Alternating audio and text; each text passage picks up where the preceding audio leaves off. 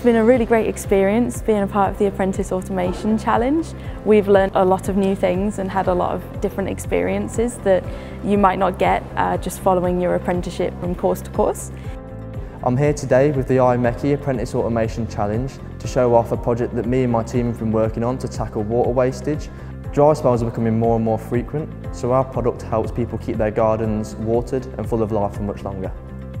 My team from Leonardo Weeds has developed a smart mirror that's essentially a plain mirror when it's off, you use it at home, and then it can display exercises and images, for instance yoga or rehabilitation, that people can use at home.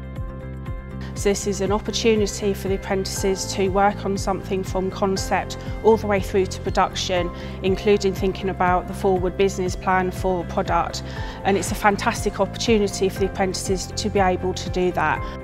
This year we've been very impressed with all our competitors. Particular congratulations go to the Leonardo team who have designed a smart exercise mirror. They have shown great spirit of innovation in coming up with this idea. The execution of the prototype was very impressive, and I personally think that they could probably take this to market if they wanted to.